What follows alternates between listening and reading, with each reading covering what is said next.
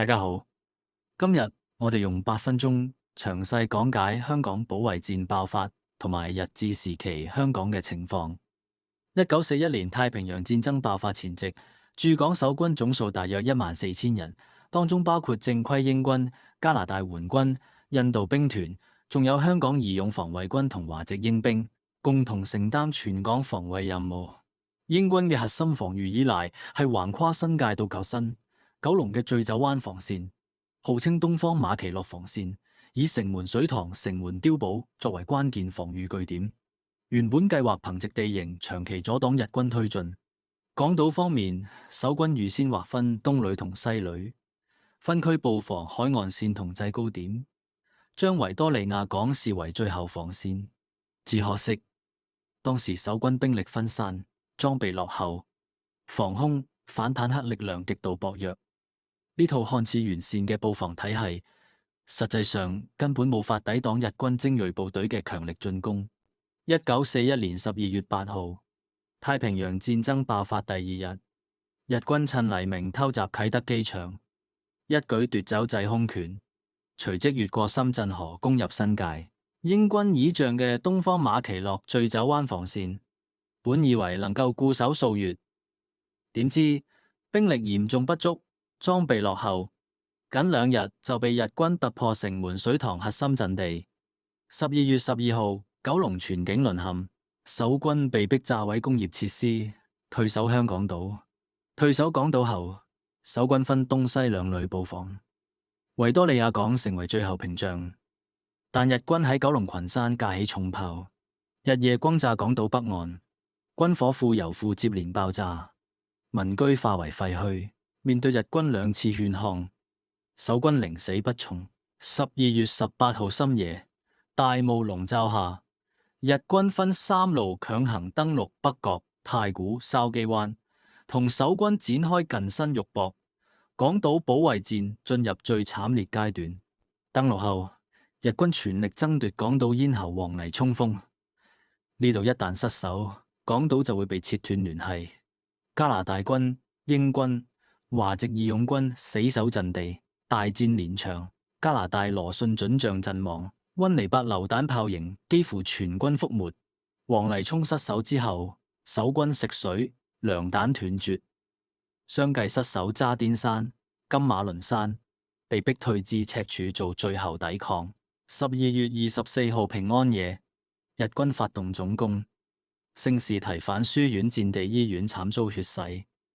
12月25號聖誕節，港督楊慕琦被迫簽署投降書，香港進入3年零8個月嘅淪陷時期。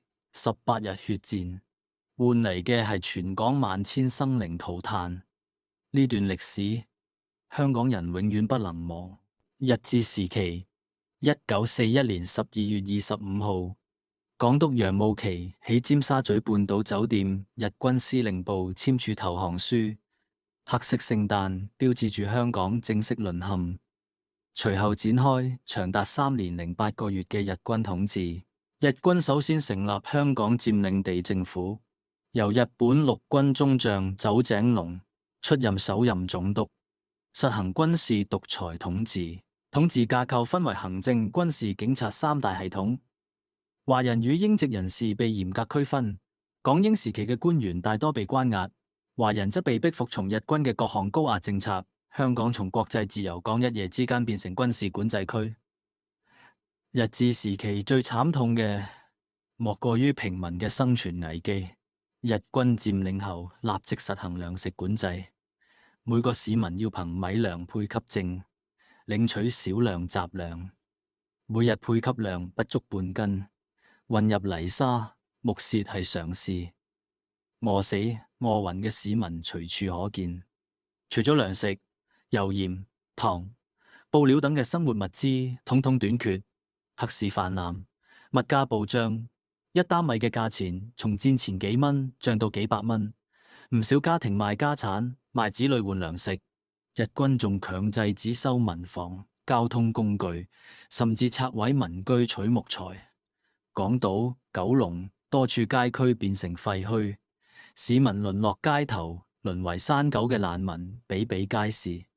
為咗鞏固統治，日軍推行殘酷嘅恐怖政策，成立特務機關同憲兵隊，隨意搜查民居、拘捕市民。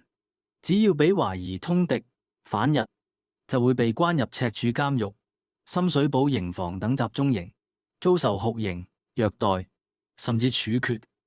同時強制推行勤勞諷刺，只召大量華籍市民參加修路、建軍營、挖戰壕等苦役。做勞役嘅人食不果腹，勞累過度，死亡率極高。日軍仲喺香港設立慰安所，強迫婦女充當慰安婦，犯下難以饒恕嘅罪行。當時街頭隨時可見日軍巡查，市民見到要鞠躬致敬，稍有不從就會遭毒打。成個香港都籠罩喺白色恐怖之下。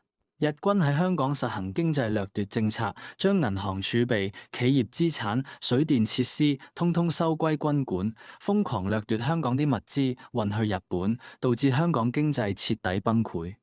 貨幣方面，發行冇任何兌換能力嘅軍用手票，強制市民使用，取代原有嘅港元，結果搞到貨幣貶值，通脹爆發，市民財產被無情剝奪。